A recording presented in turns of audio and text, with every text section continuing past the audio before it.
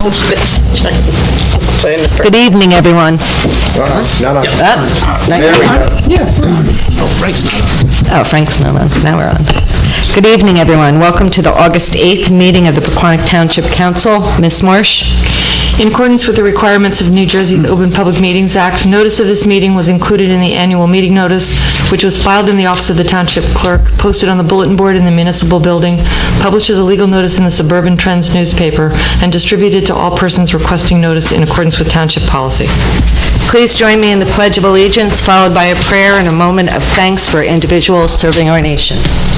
I pledge allegiance to the flag of the United States of America and to the republic for which it stands, one nation, under God, indivisible, with liberty and justice for all. Most gracious Providence, we ask that you bless this governing body with an abundance of wisdom and understanding, so that every deliberation will result in actions which will promote the common good and the general welfare for all the people of Pequannock Township. Amen. Okay, if the clerk can please call the roll. Mr. Hurd? Here. Mr. Cole? Here. Mr. Phelan? Here. Ms. Winterfield? Here. Mayor Florence Lynch? Here. We have a quorum. All right, first item on the agenda is presentations, and we have one this evening. We have in our presence Freeholder Kathy DiFilippo and County Administrator John Bonani. Thank you for coming. They're going to go over the Morris County budget overview. Give us an overview. Thank you. Thank you, Mayor and Council, for having us tonight. We are going to discuss this 2017 budget, but I will mention that we've already have been discussing the 2018 budget, and we're already looking in that direction. The operating budget, there are three freeholders. Freeholder Christine Myers is the chair this year. Freeholder Smith and myself serve on the budget committee. And then we also have several freeholders who serve on the capital budget committee.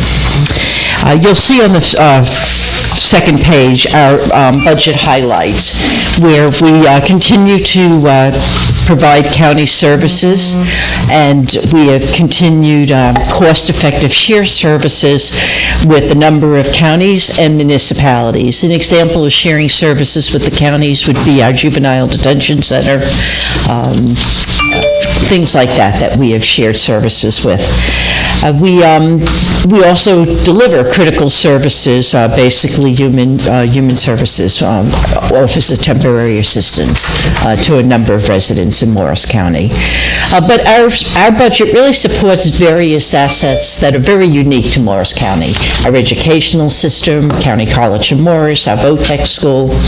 We have just shy of 300 miles of county roads and 4 real roads that we maintain. We have 1,000 bridge and culverts, 380 buildings and structures, and just shy of a 19,000-acre park system, along with our history and heritage and our natural resources. So our Morris County tax rate in 2017 was 1.79%, and that averaged about $17 for the average homeowner in Morris County. Our budget, it's listed there. You can see that approximately $1.5 billion of ratables and resulted in about a $17 increase. The next page explains to you why there was an increase. We've had a number of zeros, and we've gotten to the point that there really are no more services to cut without cutting services and cutting staff further, which would affect our services. And this board felt that we had reached a good compromise, that we had done a lot of cutting, but we needed to maintain services. We are not prepared to cut services for Morris County. Our overall increase was $7.7 million. $6 million of that was for our health insurance alone this year. I think even Pequannock can understand that we have little control over our health health insurance. But the control we do have is Morris County freeholders. A number of years back, we moved over to a health care that our increase over the course of between 11 and 17, we averaged 4.6%. That was our increase. Had we stayed in the health benefit plan, our increase would have been over 8% during that same period of time. So while we have little control, forces that drive the budget, we do have some control to look at our health insurance. And we're looking further to the potential possibility of being self-insured as a county. We are still investigating that. We are gathering a lot of data, and we'll make some serious decisions going forward. So we are always looking at ways to cut back on health insurance.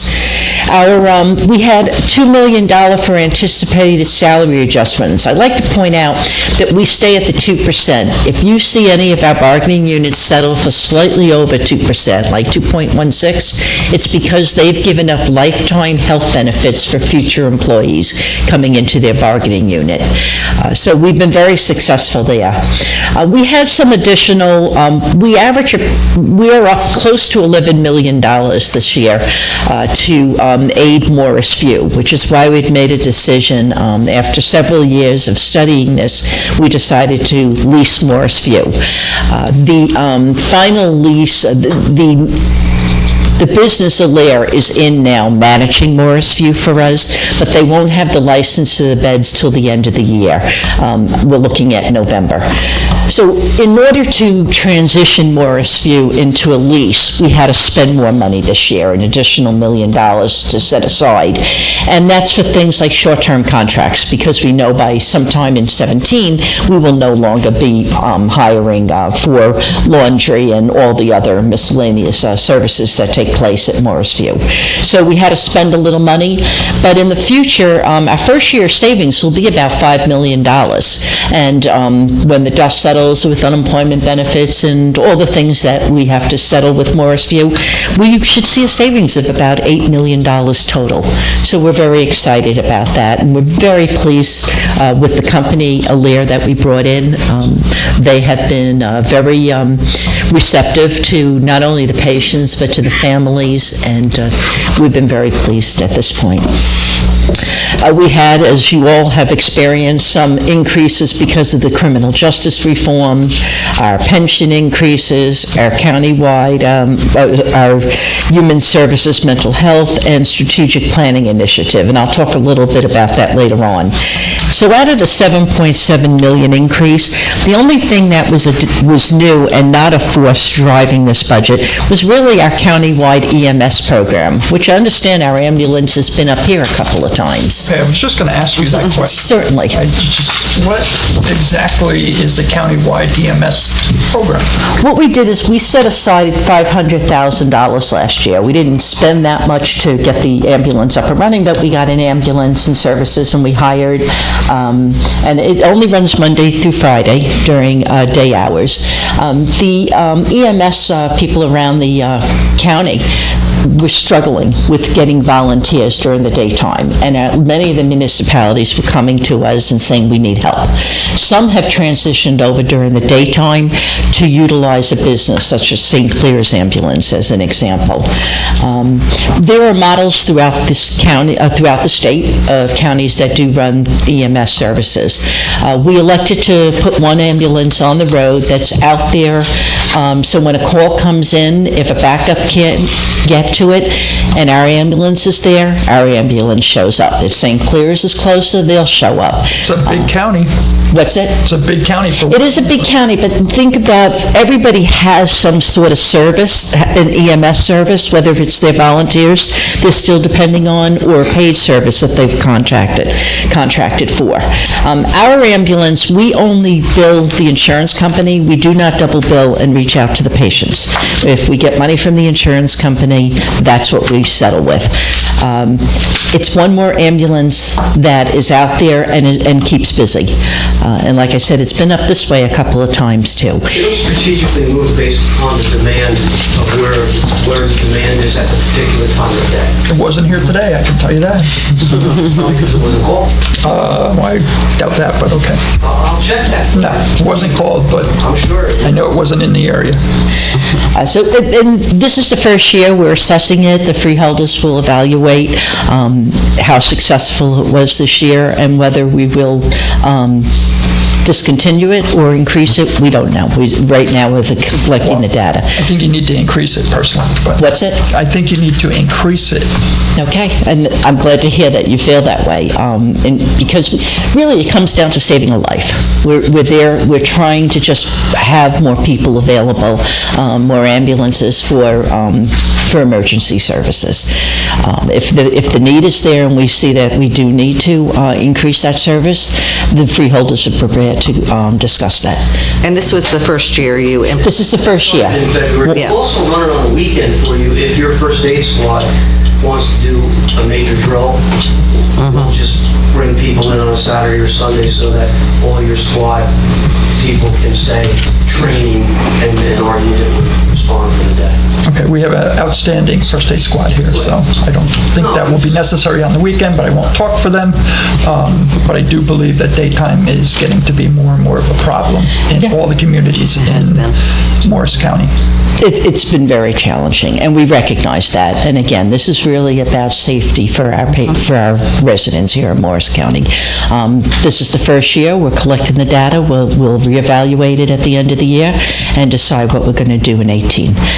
But majority of the municipalities have been asking for this type of service, that they need the extra backup. And I agree with you. One ambulance, we're a very big county. But we're all there circulating around the county, our ambulances, whether it's a volunteer or paid ambulance and our county ambulance. And the whole goal is to get somebody to the patient as quickly as possible. So that really is everything I've really discussed here were forces driving the budget. We have set aside money for a strategic planning initiative, and I'll get into that a little bit. Nope, it's not the next page, so we'll get into that shortly. Capital budget authorized. Capital budget, as you know, is for our long-term. We authorized $27.1 million in debt for various projects, and that includes a number of years back, the freeholders significantly increased the amount of roads that we pave and intersection reconstruction projects as well. So we've increased the paving, and we've continued to keep that type of money set aside. You can see almost $8 million just for road resurfacing and intersection reconstruction. We have buildings, $4 million for our buildings and structure improvements, which also includes some of the requirements for the criminal justice reform.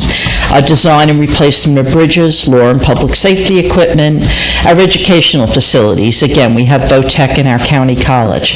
A replacement of public works equipment and information technology. So that's where the type of items where our capital budget spends the money. Critical services, we all know public safety, our sheriff, our jail, our courthouse, our countywide 911 service, Office of Health Medical Examiner. Medical Examiner is another one where we share that service with other counties. Planning and Public Works, again, almost 300 miles of roads, 1,000 bridges and culverts. We have mosquitoes, buildings, open space, farmland, historic preservation, flood mitigation, trails construction. In fact, flood mitigation, I don't think I even have to go down that path. You all know the benefits of that up here in Pequannock. And then Human Services, Morrisview, we have 283 patients. And we have our Office of Temporary Assistance, Nutrition, Aging, Disabilities, Veteran Services, Mental Health Services, Substance Abuse, and Transportation Services. A lot of these services are actually in the same building as Morrisview. Plus, we also have a Head Start Daycare Center. So that was a big reason why the freeholders elected to pursue a lease versus a sale. Throughout New Jersey,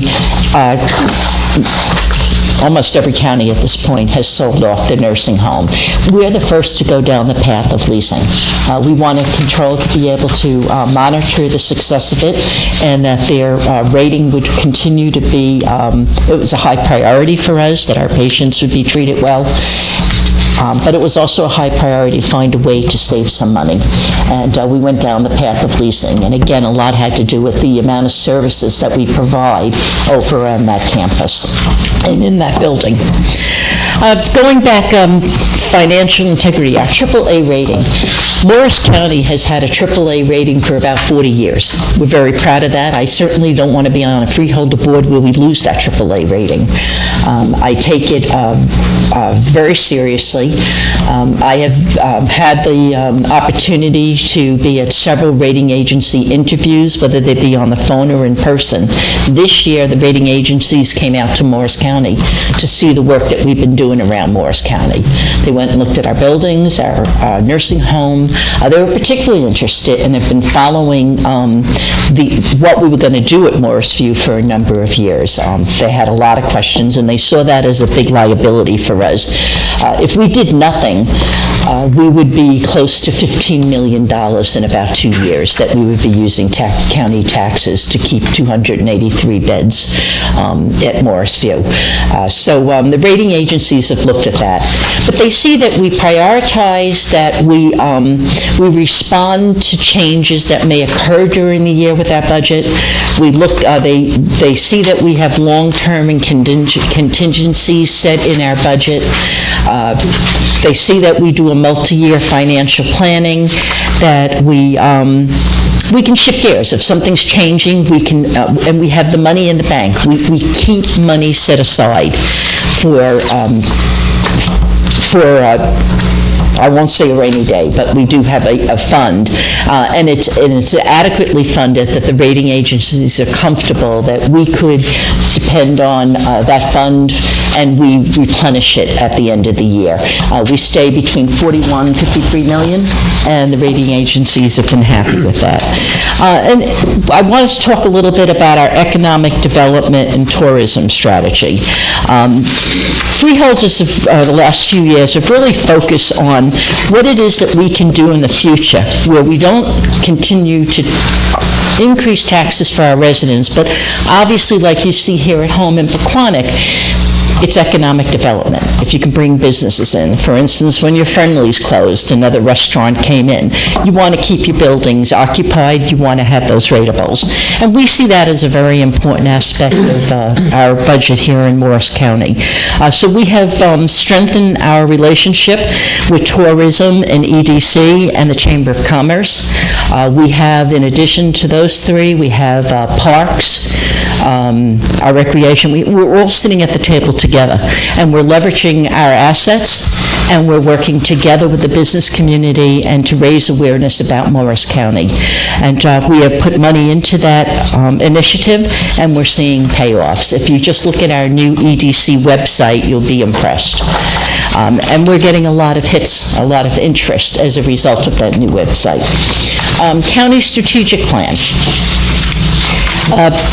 One of the things that the last couple of years we talked about was the need to develop a strategic plan, to get all the freeholders on board and agree with the same goals, to the same priorities. We were able to, in 16, develop our vision, mission, and guiding principles for the county. And this year, this past June, we actually started a strategic planning process. We created a steering committee, and we're gathering a lot of information.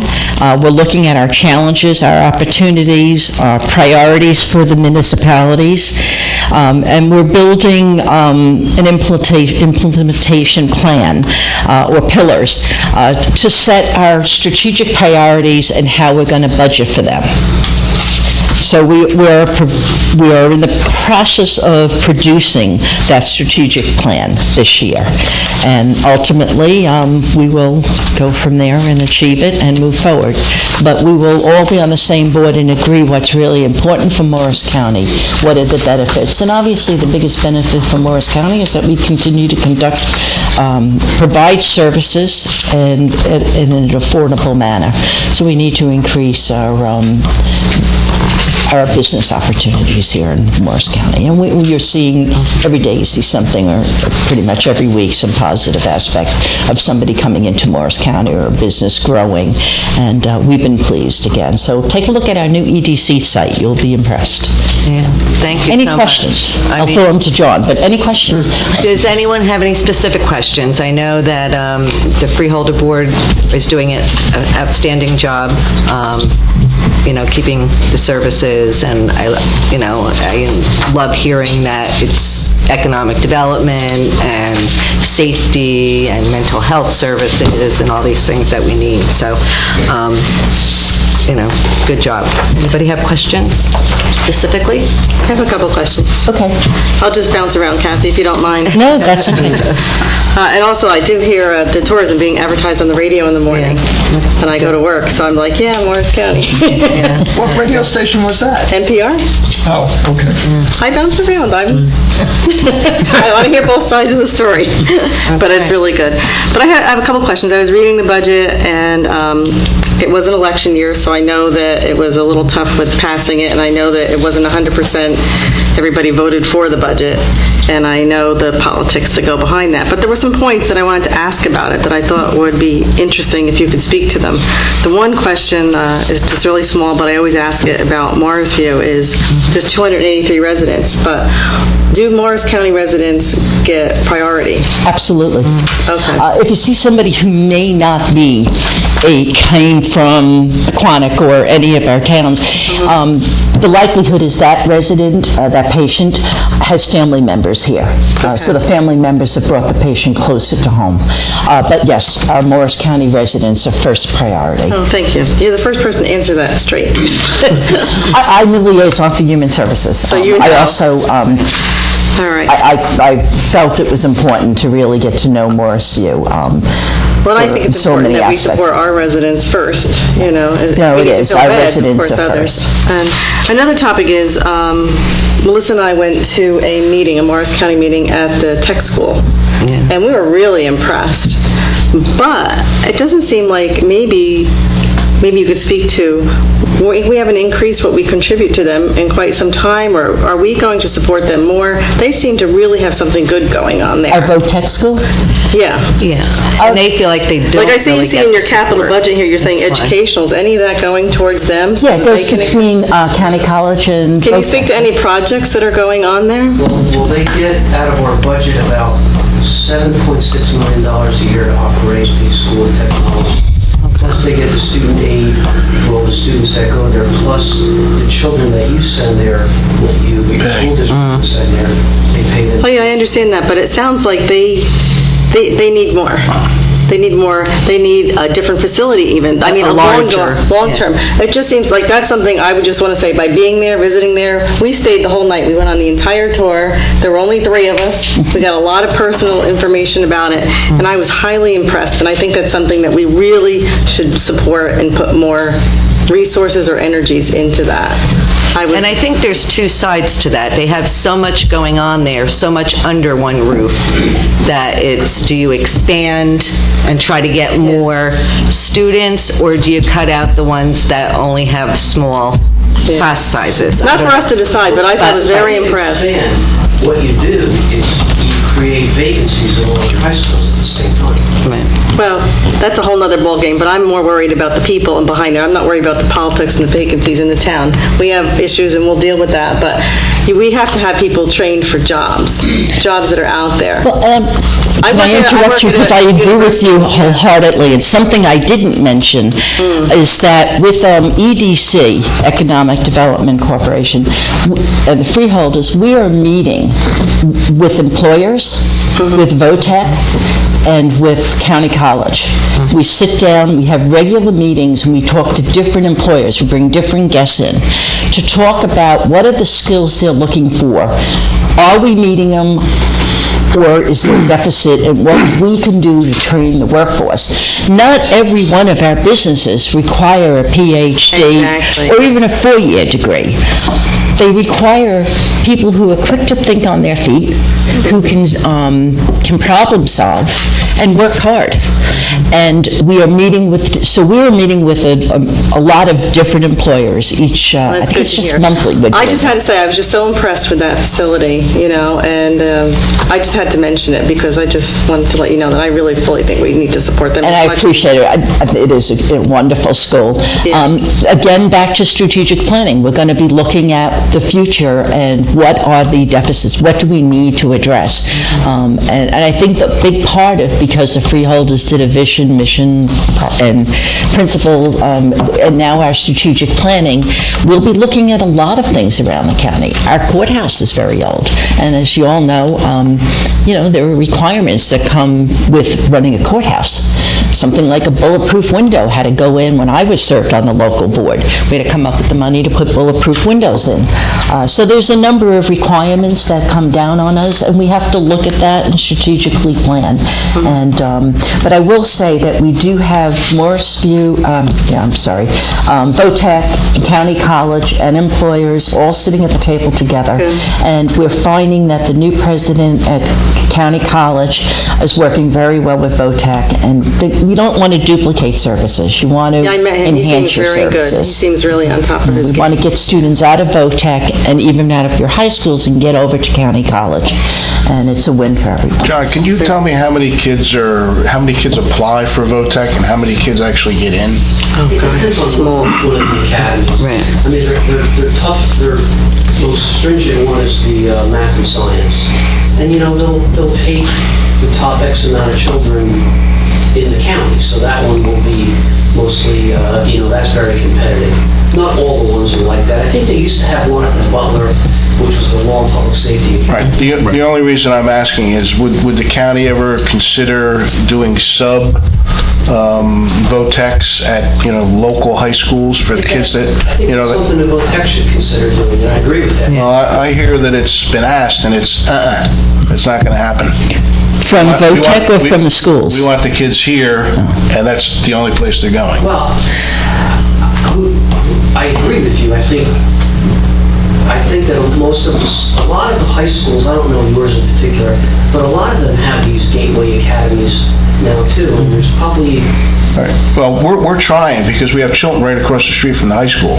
And Chilton is willing to work with the high school, but the superintendent is trying to create some sort of program for the county, and from what I'm hearing, he's getting resistance from...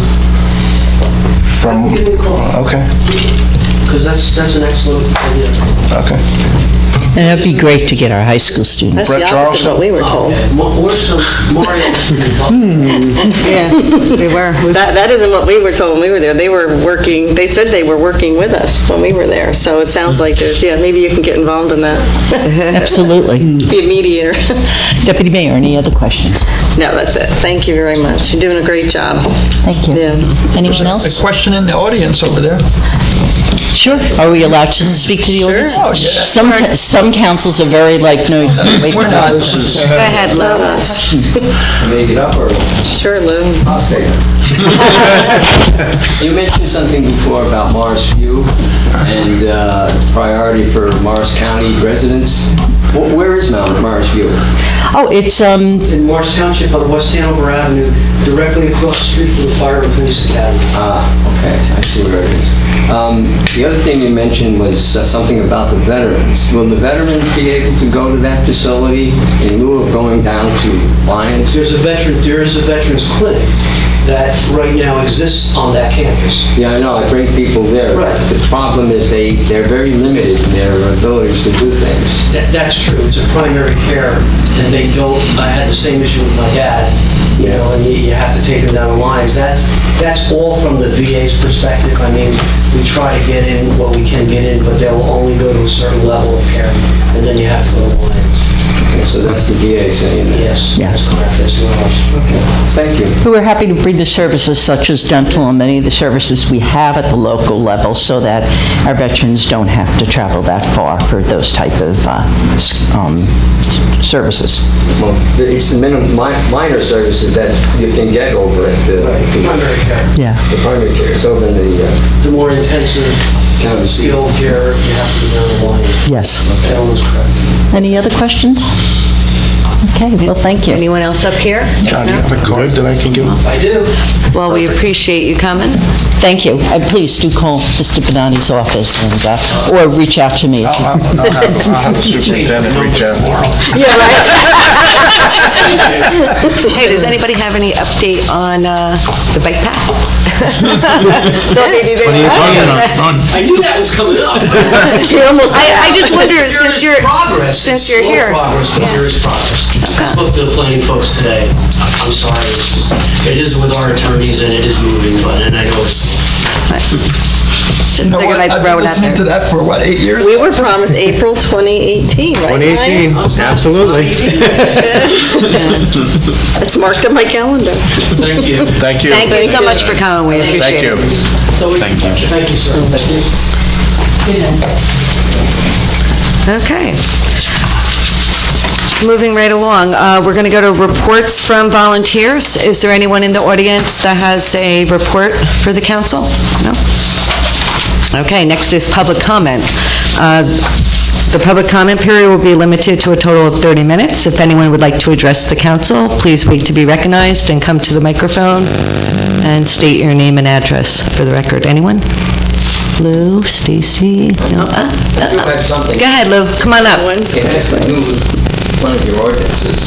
Okay, just state your name and... Got it now? Ray Bear, 11 Copley Court. You have an ordinance coming up, public, on the improvements of the PV Park.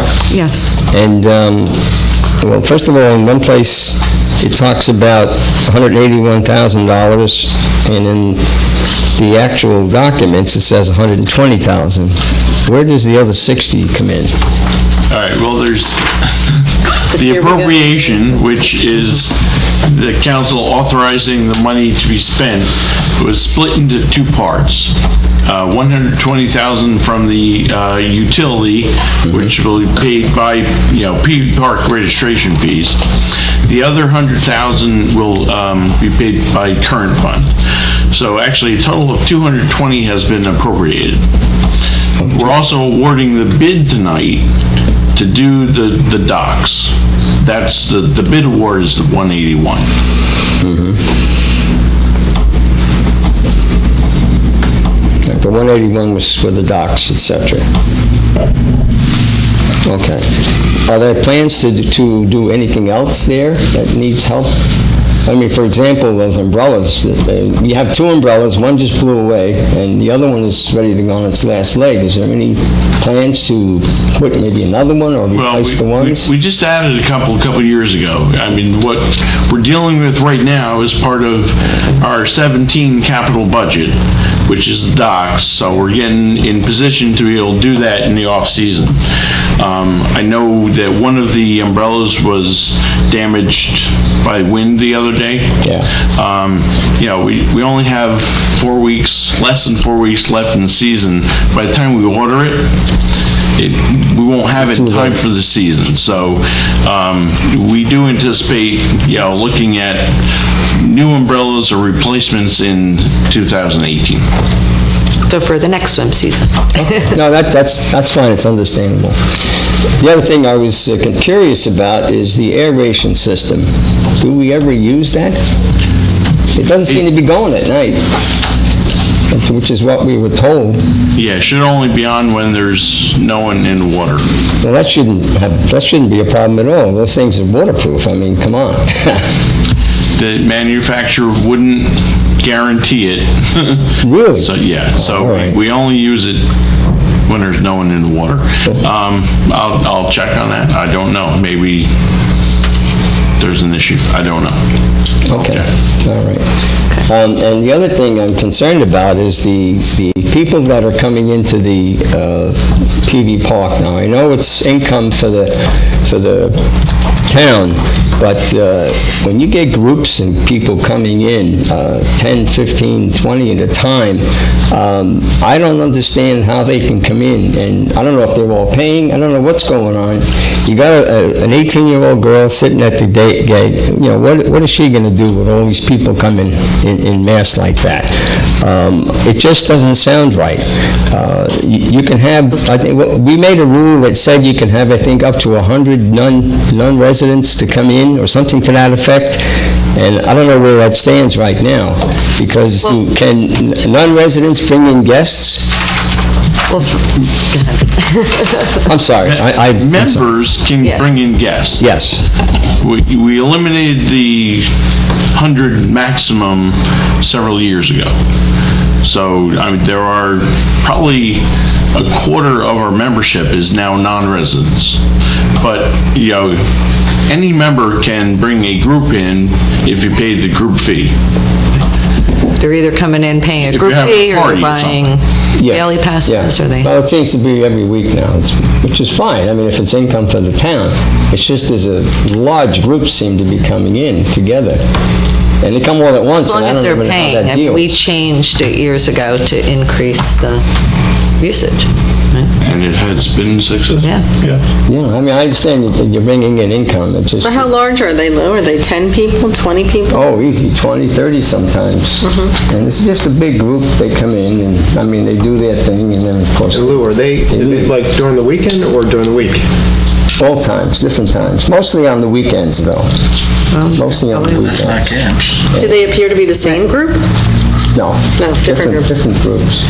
But, I mean, in most cases, you can't tell. I mean, there's kids and there's adults, and, you know, I don't want to say they all look the same, but we'll leave it at that. Are they well behaved? I mean, is it a problem? Most of them are well behaved, yes. You're just curious to know if they're really all members and if they're paying, and Yes, exactly. or whether they're just showing up. I mean. Exactly. And I just don't know how the little girl at the front desk can handle it, because when you come in, she has her gun and she shoots your badge and off you go. Well, everybody doesn't have badges if they're guests, or if they're non-members, or whatever the situation is. So I don't know how they deal with that. That's just an enforcement thing. I guess we have to check to see if they're checking. There are daily passes too, and you actually have to buy a book. Yeah, and then you have the Boys and Girls Club, and you have the spa and whatnot. They all I don't come know, in. Dave, But they come in. and they didn't give me a thing. And then it rained, and I left, and I'm like, how can I get back in if it stops raining? They're like, we'll remember you. But the camps aren't on the weekend. No. And you were talking about groups, and I understand the groups. They usually come in with someone, and they have that taken care of. But that's not the group. These groups are different. They come in on the weekends primarily. And they seem to come in a big block, and then they have other stragglers that come in later. And I'm just wondering how you account for them, you know? I don't know. I talked to Barbara last week, and but we didn't talk about that. We talked about something else. But I was just curious about that, so. I would check on the wristband. The current ordinance has a scaled fee for the size of the group if you're having a party or something. So it's not individual memberships. Okay. Yeah, so in other words, the leader might come in with the pass for the group, so it's not like each person has to... Right. And how would you account for that? When people, obviously, if they don't all come in at once, how do you know this is part of that Well, group? it's something maybe Dave can check with Parks and Rec on how they're handle that. I really don't know. Our fee structure is up. Right. Yeah, we're going to be discussing that too. So. All right. I just wondered, you know, that little girl in the front, she's so nice, and I feel bad when a bunch of people come in on her. Thank you. Thank you. Anyone else? Okay. Since there's no additional public comments, we'll continue on with the agenda. We have one public hearing tonight. Public hearing ordinance number 2017-11. Ms. Marsh, can you read that ordinance? Ordinance number 2017-11 is a bond ordinance providing for improvements to the recreation utility in and by the Township of Pequannock in the County of Morris, New Jersey, appropriating $120,000 therefore, and authorizing the issuance of $120,000 in bonds or notes of the Township to finance the cost thereof. All right, thank you. Are there any comments from council members on this? No. Okay. And if anyone in the audience have questions or comments on this ordinance? No? Okay. I'll make a motion. Go ahead. I'll make a motion to close the public hearing. Can I have a second? I'll second it. Okay. Is there a motion to adopt the ordinance? I'll make that motion to adopt ordinance. I'm sorry, could I have all in favor of closing the public hearing? I'm sorry, all in favor? Aye. Thank you. Aye. Sorry.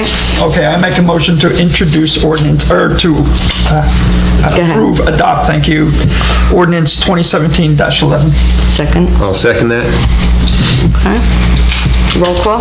Mr. Hurd? Yes. Mr. Cole? Yes. Mr. Phelan? Yes. Ms. Winterfield? Yes. Mayor Florence Lynch? Yes. All right, next on the agenda is ordinances for introduction. Ms. Marsh. Ordinance number 2017-12 is an ordinance amending Chapter 189 of the revised general ordinances of the Township of Pequannock, and this is in relation to special flood areas. Okay.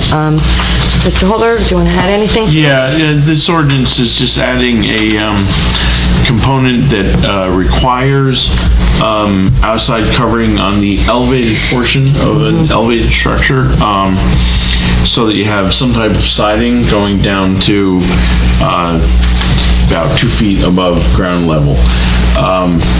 It's more aesthetically pleasing, and most people do it who've elevated on their own have done that. Now that we're getting into the grant process, FEMA will only pay for that covering if it's required by local ordinance. So we're going to make it required by local ordinance, so that 26 homes and any future homes that will be part of a grant process, they'll be able to cover that money to the grant. And you said that's more for aesthetics, so you don't have all So you that don't have block. an 8, 10, or 12-foot concrete Right. wall. And Dave, so is it full enclosure on the elevated underneath? Or is it 3/4, or what is our ordinance on that? Or who It's driven dictates? by FEMA, and the requirement will be based on whether you're in floodway or floodplain. Okay. And because the maps are currently In flux. the structures underneath in floodway have to be resistant to flow. Okay. So Dave, right now, we have some homes that are elevated with the bottom opened and some not. And both are compliant. So in the future, are we going to be able, if it's not a home that's in the grant process, will you be able to raise it and have an open bottom or no? As of this time, yes. Once this passes, no. No, this doesn't make a change to that. Okay. All it says is if you have concrete walls, you Oh, there have must to be have side covering. Yeah. covering, okay. Yeah, this is just talking about that, the covering. It has nothing to do Just with the covering. the openness. But Right. that was a discussion we had last time when Ken It has was to do here. with aesthetics only. Right. Yes, and the openness, while we do have the ability to regulate that, it's covered by both state and federal requirements, and it depends on what zone you're in. And there is some different interpretation by both engineers and the state DEP onto how to apply that. So it's not as simple an answer as you can or you can't. Okay. I wish it was. Yeah, since we're talking about that, I just wanted to clarify. So when the chair was here from the flood committee, Ken, and he was addressing Don's issue with, I forget what the address was, but he was working on one of the houses. Was that related to that was like floodway and there was an issue, or we never got that resolved yet? I haven't been able to find out whose Property that is. provided that information to him. Oh, okay. All right, that was a whole different. Yeah. All right, just curious. All right, any other comments from council members on this ordinance? Is there a motion to introduce the ordinance on the first reading? I'll make a motion to introduce ordinance 2017-12. Can I have a second? I'll second. Can I have a roll call, please? Mr. Hurd? Yes. Mr. Cole? Yes. Mr. Phelan? Yes. Ms. Winterfield? Yes. Mayor Florence Lynch? Yes. We have one more ordinance for introduction, ordinance 2017-13. Ms. Marsh? This is an ordinance amending Chapter 189 of the revised general ordinances of the Township of Pequannock, adding a section regarding pipelines. Okay, Mr. Holberg, would you like to add something to this? No, we've talked about this for a long time now. This is our ordinance that will regulate locally. It doesn't prohibit them, but a developer would have to come before us and provide, at least an impact statement and some information about emergency response. Right. So it does give us an opportunity to review and discuss and talk about, some of the more critical issues associated with, pipeline construction. This Thank also you. went in front of the planning board, and It the did. planning board gave its approval. Yep. Any other comments from council members? All right, is there a motion to introduce this ordinance on first reading? I'll make that motion to introduce ordinance 2017-13. Can I have a second? I'll make a second. Roll call, please. Mr. Hurd? Yes. Mr. Cole? Yes. Mr. Phelan? Yes. Ms. Winterfield? Yes. Mayor Florence Lynch? Yes. All right, next on the item, next agenda item is resolutions. Ms. Marsh, sorry to ask you to read all of them. It's a long list, but if you could go through them, please. With your patience. Beginning with Resolution R 2017-144, authorizing tax office refunds, overpayments, or cancellations. 2017-145, authorizing liens on designated properties for costs associated with the abatement of property maintenance violations. 2017-146, authorizing payment in the amount of $305.51 to Marie Kupfer for accumulated leave. 2017-147, authorizing payment in the amount of $1,151.38 to Mark Adams for accumulated leave. 2017-148, certifying that the members of the governing body have reviewed the annual report of audit for the year 2016. 2017-149, authorizing an interlocal agreement with Morris County for salting, sanding, and/or plowing operations. 2017-150, authorizing a grant agreement with Morris County for a 2017 Historic Preservation Trust Fund grant, and that's for construction documents for the Martin Berry House. 2017-151, authorizing purchases from designated vendors awarded contracts under the State of New Jersey Cooperative Purchasing Program for generators. 2017-152, awarding a contract for Pequannock Valley Park swimming dock replacement to Bob's Custom Docks Incorporated for the contract amount of $181,000 in accordance with the bid specifications. And R 2017-153, approving payment of the itemized claims as set forth on the August 4th, 2017 bill list. All right, thank you. Are there any comments on any of these resolutions from any of the council? Yeah, I have a question for Dave. On 2017-145, do we ever have a problem getting the money from the banks, or do they just send the money to us? No, we put a lien on it. I know we can put a lien. I was just curious if, here. Normally, we don't. In 90% of the cases, they pay rather quickly. And if they don't, at closing, we get it. Yeah. We get it. I was just curious on how that worked.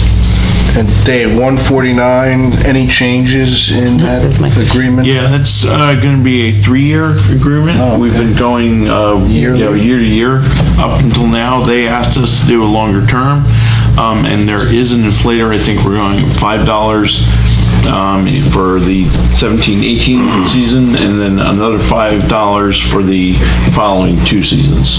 But besides the fee and the length of time, no other changes? No. As far as areas? And I think it's working great. DPW guys are doing a great job on the county road. And our guys love it. It's very nice not have to kind of be Coordinate it. Yeah. Drive down the street with the plow up when they can. Crazy. Driving down the street with the plow down. All on the same roads. Yeah. Yep. No, I think it's great. All right, anyone else have anything? Nope. All right, is there a motion to adopt these resolutions? I'll make a motion to adopt Resolution 2017-144 through 2017-153. I'll second it. Thank you. Can I have a roll call? Mr. Hurd? Yes. Mr. Cole? Yes. Mr. Phelan? Yes. Ms. Winterfield? Yes. Mayor Florence Lynch? Yes. All right. Next, we have one discussion item tonight. It's Park and Rec fees. Is this the fees for PB Park, right? Right, didn't we get something sent out? And we got, yesterday? I did not get to I didn't even have review a that, chance to right. read that, Okay, so- that's fine. I got the one So- here, but. But I like the concept of it. Right. The one in your agenda really just takes the existing ordinance and increases rates by about 10%. They're all still even numbers, so it's not exactly that. But it has the same kind of format. Yeah, what I sent around, and I'm sorry it was so late, this was Peter's brainchild late yesterday, and we spent some time talking about it. There's still some modifications that we want to do before we put it forward. But the concept is we move away from, the old concept where you paid, a family pricing was, 100 for the first, 80 for the second, and then it was a declining amount for each one, to the point where, each additional one, when you got to very large families, was a very nominal increase in amount.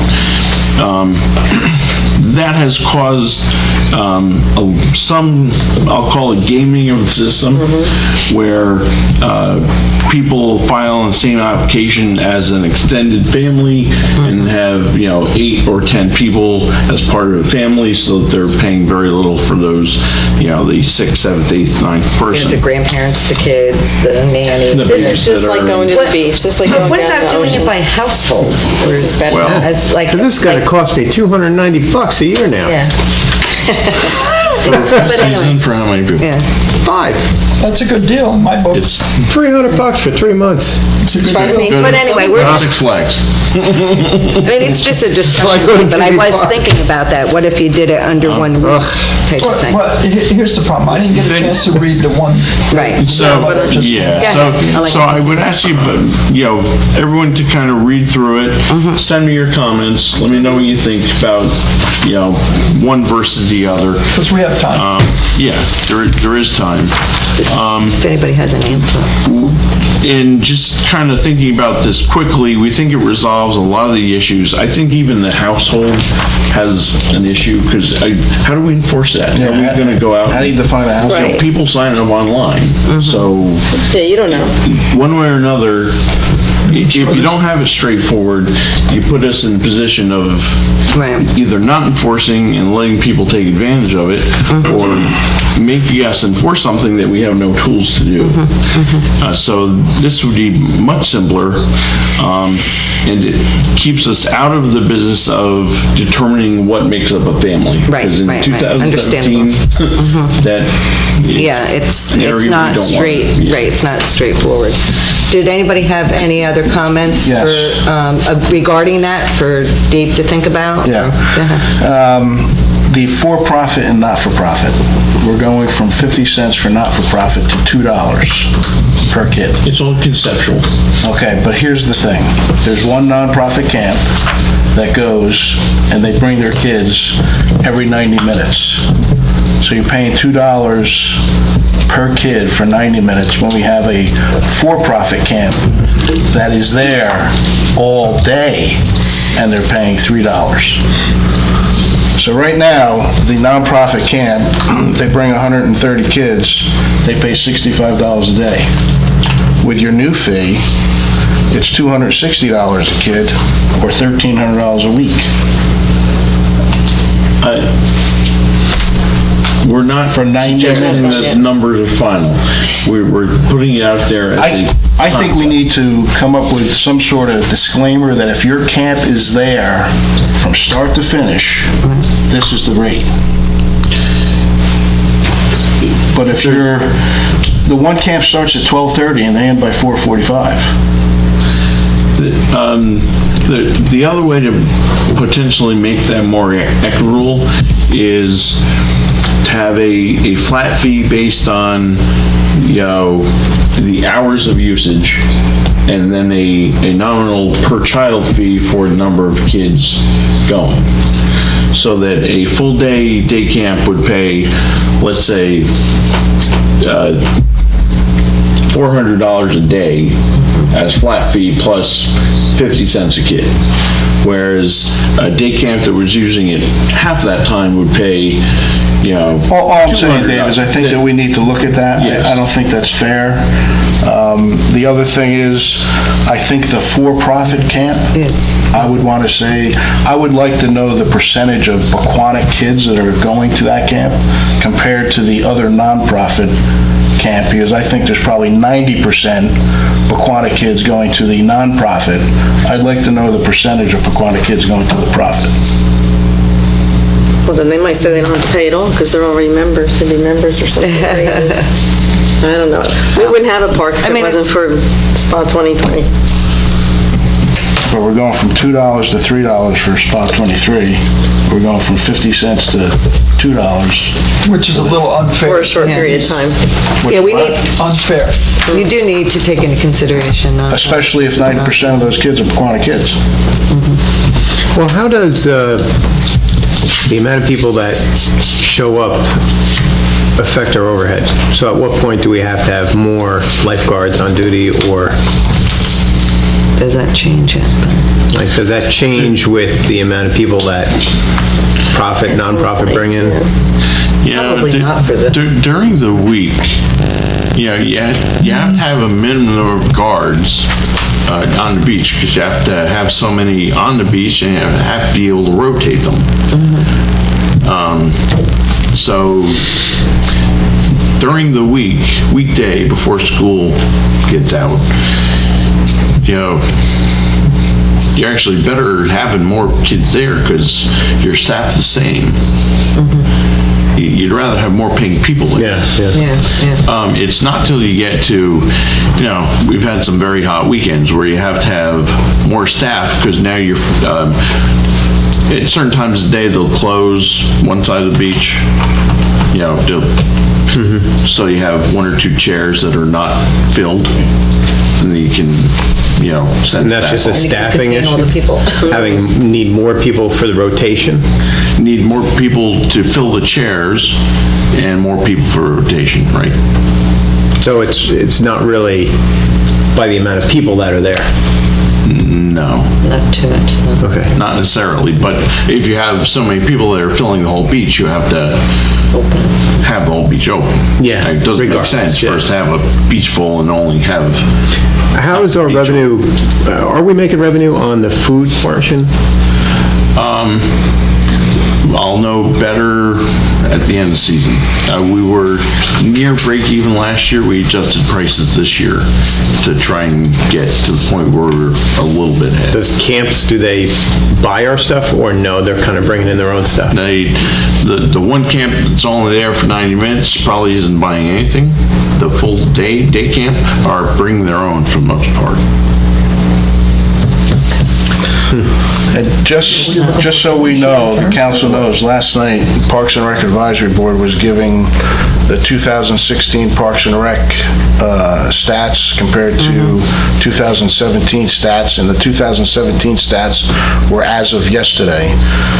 In 2016, we brought in $93,610 for PV Park registrations, and we are at $74,550 right now, so we are down considerably this year. And I knew we were going to take a hit on family or registration because of the tragedy that happened last year. It's going to take us, I think, a couple years to recover that, but I agree rates need to change and increase, but I think we need to be very careful with the rate structure.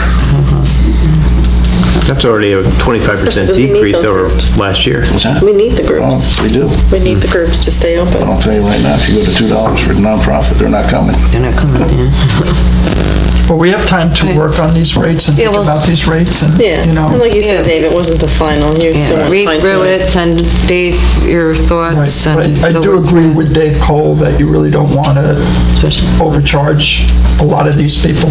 Especially nonprofits, town residents. Well, you got to be careful what, we're trying to get our money back, per se, on the stock. And that's what's precipitating. The one nonprofit, from what I understand, they start at 12:45 and they end at 4:45, and every 90 minutes they're bringing a new group of kids in. We just have to be careful with the rates, that's all. I will say that, it's been a long time since we've adjusted these rates. Matter of fact, I don't think we've done it since you've been on council. No, we've been sensitive to the rate increase. We did. Because of past problems. But our costs have increased. We did see an increase in membership from 15 to 16. That was actually probably the first year membership increased. Early in the year last year, we were, staff was going to present a proposal for an increase for 17, and then we thought it was probably not appropriate last year to do that. So we're kind of a year behind what we thought we were going to be doing anyway. And from what I've heard, the water has been beautiful the last 2 or 3 years, so. Yeah. It's been good this year, right? Yeah, we haven't had. I don't think we've had any qualities in the last couple of years. I know most of this is just talking about fee structure and how we're going to, group it, family versus individual, but I just wanted to ask a couple of questions that people ask me periodically, which I've asked you before. I don't necessarily think it's going to increase fees. It's more about increased revenue. It's really more about services. Paddle boarders, that was, do I have the right term? Yeah, that's the stand-up thing. Yeah, did we talk about that? Yes. Yeah, we talked about that. Right. So, no, the reason I bring it up, I just wondered, is that something that we're looking at possibly opening up a section to allow people to do that? I know we had a discussion about how it might not make sense in Woodland Lake, but maybe a portion of PV Park. So just a thought going through this process. Paddleboarding at PV Park? Those are the people who are standing until they fall in, right? Exactly. No, I just wondered if there's been discussions and what your thoughts were. There have been. We haven't found a way to keep them standing. To implement that and, provide adequate safety for all involved. I don't think PV Park is big enough. Right. No, I don't think so either. It makes more sense to do it at Woodland Lake, but I understand why we can't do it at Woodland Lake either. And then, Are you PV Park is... planning on doing this with us? No, it was just asked, just a handful of people asked me. Well, just to refresh my memory, what's the reason why we can't do that at Woodland? There's too many obstacles in the water. It's not big It's enough. not when they're standing, like a it's when boat. they come off. Woodland was never intended to be a swimming lake. There's all kinds of, there's seaweed. Yeah, right, it's people get dangerous. caught in. There's all You would need kinds a of lifeguard. rocks and You would who need a knows what lifeguard else on the Right. bottom. It'd be like a boat. Yeah. So is it more like a liability, we just don't want to go there? Yeah. We don't have enough There might be space. piranha there. We don't permit swimming in Woodland Lake, and once you fall Well, then you off, must swim. you're swimming. Right. Hopefully. You just float. You can't swim. You'll only let No, it that float. makes sense. So that was the one. And the other one we've talked about over the years was, and I know there was a reason behind this too, the other one was why people can't, I know they have to be a PV Park member to join Woodland Lake. You can't just join Woodland Lake. Well, we addressed that in this new proposal. Right. On the last page. Right, so that's in there now, right? Yes. Well, it's one of the Yeah, I didn't concepts get to to read it. address. Good. Okay. We agree. We don't know why. Will you be sending it out That's the again way we then? always did it. Will you be sending it out again though, since this afternoon's? Or no? That's it? Well, Do you have another draft? or no? no, I don't have another. Okay, so that's the one we should look at. Yes. Okay. Okay. And provide feedback. Yeah, and provide feedback if anybody has. Okay, very good. Next on the agenda is what? Reports and notices. We had, I think, the Lincoln Park public hearing. Okay. Anybody have any comments on that? Nope. Okay. And next is the manager's report. Okay, an updated project status report is attached. The township received payment from FEMA for expenses we submitted related to the March 2016 snowstorm. That's a year and a half ago. That was declared a federal disaster. The payment, which represents 75% of our expenses, is about $31,000. We open bids tomorrow for the water main portion of the water tank project.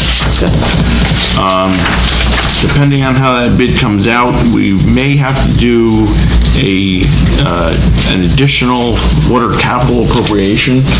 When we did the appropriation that we have in place 4 or 5 years ago, is based on the conceptual idea, and the pipes were still kind of, we thought, going through the glens, but then once we started looking at all the permitting and wetlands, that turned out to be impractical. It was a pipe dream. It was a pipe dream. So the length of pipe is longer now. It's still the cheaper option, but what we have designed in our bidding is not what the concept was 5 years ago. So we're going to wait to open the bids, and if we need to, a supplemental appropriation, we will. Okay. And then there are various activities taking place as listed. Okay, great. Well, thank you so much. All right, reports from council. Start with Ryan. Do you have anything? I do not. My groups are off for the summer. Just have one question. The skate park meeting is going to be here tomorrow night, correct? Wednesday, August 9th, in this room? Yes. Okay. And that's actually all I have. Thank you. Okay. Rich, you have anything? Okay, I have a TBSA meeting tomorrow, so either I'll be late to the skate park meeting or I will not be there, one or the other. Planning board met last Monday and approved a digital sign for the, what did they call it, Planet Deli? What was the name of it? Yeah, it's the deli that they're rebuilding. Deli Works is now Deli Planet? Yeah, something like that. It looks almost like a Hollywood. Yeah, like it has a Hollywood, and it's rather bizarre in my book, but... They're getting a digital sign? It's... No, not exactly. It's not exactly. Is it using neon? Digital lights. What? Is it neon? No. No. It's LED? LED, thank you, that's the word I'm looking for. It's LED. It's not going to flash, is it? No. When you drive by, it will flash as you're going right by. Awesome. Yeah, awesome. And we approved a couple other things, minor subdivision, I guess it was. And, There was a lot of discussion around that sign. right, and the because I was adamant about not doing it. The concept was like, the old sign was like a flat thing, and it had the LED light. No, it did not. in It had the didn't it? neon light, Well, or they were not neon, the fluorescent, right. So now they're going to these LED lights that are allegedly not as bright, but believe me, this thing is going to be noticeable. They claim that it's actually going to be less subdued. Yeah, But- right. Now- Wait until you see it. Are they going to have lights around the windows, like some of We these? didn't talk about that. We were talking just about the sign that's going to be on the roof. And I drove by it the other day and I said, well, they have skylights there. How are they going to do that? Well, I can see why they came up with the lettering rather than the flat back, because the roof is so slanted. Right, with the... That they're going to have like letters on the roof. And it'll be interesting. It's going to be interesting. Okay. What's going to matter is the food. Exactly. It doesn't matter what the sign says. Right, and that's it. That's all I have for now. All right. Kathy? A couple things. At our historic meeting last week, we talked about the weekend over the Pathways tour. It's October 7th and 8th. They have their brochures and, of course, the Martinberry House, because we do that in February, it's not in there. But they are making up a nice insert to put in there, and they're going to spread them around to the local museums so that hopefully we'll be able to at least walk in the bottom floor or something like that. Because of the skate park meeting tomorrow, the Environmental Commission is not meeting tomorrow night. Carol, can you make sure that that's canceled on the website? Yes. I see it's still there saying that we're going to meet. I did notice something from the county came about plastic bags that people are not recycling, and it's jamming up their recycling at the center. I thought you're not allowed to put... No, you're not, but people do, and this is what the Environmental Commission brought up about that people shouldn't be doing that, and that's why they wanted to have those garbage cans. But it seems that we really need to educate people. It seems to be a big problem, and they said that they have to stop like every 2 or 3 hours and clean out the machine. Kathy, can I ask you a question real quick? Mm-hmm. What are they doing with the Railroad Museum? Is that still open on? Yeah, it's open like twice a month, yeah. Okay. Yeah, they do that. You want to come see it? No, I've been in here several times already. But We'll make a special visit for you. No, that's all right. That's okay. But they're still operating it? Oh, yeah, definitely. Okay. Yeah, that's all I have. Okay, Dave? Parks and Rec Advisory Board met last night, and I'd like to read part of the Park Ranger Sean Ezzo's report, which was submitted on 8/6. He says, summer is in full swing. Our parks are looking incredible. The Parks and Rec Department doing an outstanding job keeping up with not only the old but their new tasks of improving the township grounds. New benches, clearing of debris around Woodland Lake make it more user-friendly. Our new carry-in and carry-out policy overall is working better than expected. As some who comes on duty typically when the other departments are leaving, I do still pick up trash in any one of the 14 parks in town.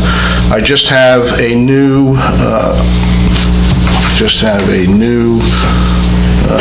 interaction with the trash, as I no longer am picking up dumped over trash cans, taking out overflowing bins that were empty the night before. I post pictures on the Parks and Rec Department almost weekly of trash left in areas less than 10 feet where trash cans still exist.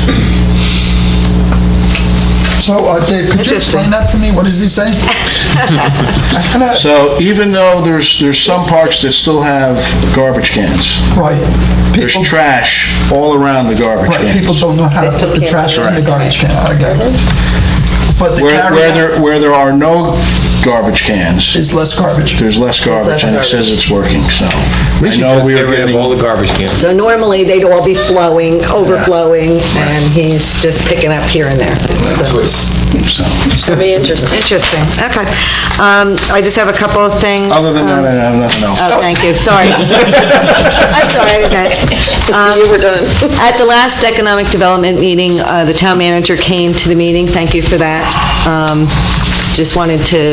They wanted to get a little input, and they have some plans now, some direction as far as, looking at the master plan, looking at, taking bits and pieces, trying to come up with recommendations. Hopefully, at the next month's meeting, maybe in September, we'll get them to come in to make some recommendations for the council to consider. I don't know if you want to add anything to that.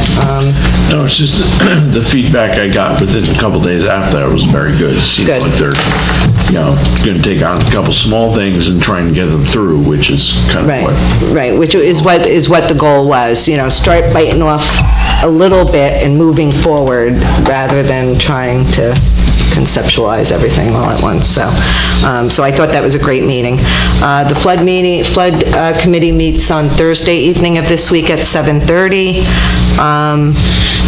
And the only other thing I wanted to mention, I know this is a little late in the game, but since Kathy had mentioned going on the website about canceling her environmental meeting on Wednesday, is it too late? I don't know if anybody's going to look at it, but can you throw something on the website about the public input meeting for the skateboard park meeting tomorrow night? Because I don't see anything out there unless people are putting it on Facebook. It's all over Facebook. Is it? Yeah, Okay. yeah, So I don't know who really looks at, if anybody's really going on there, but once in a while, people will go on the our township website just to see what's going on, so. You can put it at first thing in the morning. And just put it right on the front there, so they know there's a... We can't do both scrolling messages, though. Oh, okay. If one scrolling message feels like it should be the skate park, Okay. because the Environmental Commission is typically the members. Yeah, and you they could can- put that on the right side, like stagnant, maybe, yeah. Okay. Stagnant. Is that the word? Stationary. Stationary, stagnant. All right, thank you. Hey, Dave, just two quick questions. I know it's been a while since we did the tour of different towns for redevelopment. What's our next step on that, and can we get something going? I think the planner was supposed to come up with something. Yes. And the other thing is, where are we on the Route 23 sewer? Is that going to be March, April of 2018? take the sewers first. They're being designed. You authorized design, a few months ago. So I'm hoping design will be finalized by early fall and will be out to bid over the winter. And until it's designed, it can't go to DEP, is that correct? Right, designs have to go to DEP, they have 90 days to approve it. So construction should start in spring, end in spring 19. Okay. So early 19. Construction should start spring of 18? 18. Okay. Finish in 19. Yeah. Gotcha. Anything else? No, the zoning, I had asked for some feedback and got very little. So I'll tell you something. Yeah, right. So my next suggestion, because they're coming up on the time frame to do it anyway, is to start looking at redoing the master plan. Because all those issues will be addressed as part of, the master plan process. So I am working on a proposal to start moving that forward. Okay. Which I hope to have before the end of the summer for you, or early September. I was going to say, Dave, the end of the summer's around the corner. Yeah. Some months left. Sure. Less than that. All right, very good. Thank you. All right, next is, what do we got? Public comment. If anyone wishes to address the council, wait to be recognized and come to the podium. Yes, Michael, nice to see you again. It's been a while. Looks like you lost some weight. You did. You been running? Mike Bertuna, 8 Reynolds Road. Just a quick comment about the garbage at the parks. This summer I've been between Little League and taking the kids to the park. I've been to the park 3 to 4 nights a week. And the amount of garbage, it's been pretty disgusting. A lot of garbage, other people's garbage I have to take home with me because it's really bad. So I think if you took an informal poll of residents that use the park, they would probably be happier to see the garbage cans back. Mike, which park are we talking about? Washington or? Well, I've been at Washington. Where there's supposed to be cans. There's only, when the snack stand is open, there's a can there, but by all the dugouts, and the coaches usually, we try to remember to bring a garbage can, otherwise you're just carrying it by the handful. But Greenview Park, by the pavilion, sometimes I see a garbage can by the pavilion and sometimes not, so I don't know if it's always there or not. And then, Hillview, I don't know if that's the school or a park, but when we have games there's no garbage cans unless the snack stand's open. And that's mainly it, but I don't know, I think I'd rather see a garbage can. Pete Coriel did ask the advisory board, he said, please, he says, don't take it from me or Sean. Go to the parks in the morning for yourselves and see what's going on there. See, so. Yeah, sometimes it's really disgusting. I know, and it's the people doing it, and it's just, it doesn't look very inviting. I don't know, it's garbage all over the place. Oh, we appreciate your input. One thing about the garbage cans with Washington Park, I know in the beginning there was a little miscommunication, but is that correct that only at the snack stand is open? it's supposed to be there, it's not supposed to be anywhere else, only right by the snack stand, only when it's open? Correct. Because they're stored inside the building, both at Hillview and Washington. Just in the very beginning, they forgot to put it out. Okay, all right. Anyone else want to address council? Yes, Lou. Lou Ray Bear, 11 Company Court. I had a question on the public hearing, the Lincoln Park public hearing. Does that have some effect on Pequannock, or is that just for Lincoln Park? I'm not sure what that is.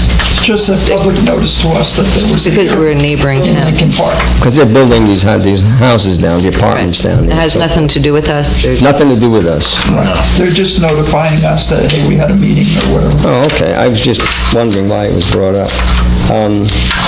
This Deli Planet with the digital sign, LED sign. LED, it's not digital. It's not digital. No. LED, I may have used the wrong terminology, but it may be digital, we'll see. Oh, It doesn't have moving... It doesn't have movement. No. Okay. well, yeah, but can you change? Teeny lights that all blend together and make a sign, so. Can you change the lettering from the remote site? Nope, it's just Planet Deli or. So it's not a digital, that's fine. I got you on that, I got you. The other question I had is that, again, back with the lake. Do we empty that lake at the end of the year, the end of the season? Lower it Yeah. as much as we can. You just lower it, you don't empty it? We can't, because of the berm. I don't know, I'm just asking. It's spring-fed, there's no way to get just all go- the water out. You just go down as far as you can go and such. For years, we've been lowering it as far as we can to do maintenance, but we don't leave it lowered the whole season. We only lower it to do the maintenance we need to do, clear out the bottom, usually, yeah. Try to clear the bottom, yeah. And then we fill it back up. We don't want to leave it empty for a long period of time for the safety of the berm. We don't want the berm to breach. Of course. And in the event of a flood, it would take us several days to refill it, and flood waters could potentially overtop the berm and cause the same issue we had in 2005. So it's only lowered for, 6, 8 weeks maybe. We will have to lower it at the end of this season to do the docks. Okay. Now, when you empty it, where does the water go? Woodland. It does go into woodland. And when you bring it back, is it filtered, or is it just pour it right back? Filtered? I'm serious, because one of the problems is at that lake, and you'll find it's got fish in it, and the fish are nipping the players. The kids are complaining, and, There are fish in the lake. I know. That means it's a healthy lake. That's a good sign, I guess, right? We're in trouble. Yeah, there also been other... Yeah, they're floating on the surface. As long as they don't float on top, we're all right. Fish in the lake is a good thing. Yes. And All right. snakes and turtles and all that. The turtle, I think. Anything else? Thank you. All right, thanks. All right, we don't have any minutes to approve tonight, so we have one item for closed session. We do not. No, we do not. Okay. All right. All right. I'll make a motion to adjourn. I'll second that. All right. All in favor? Aye. Aye.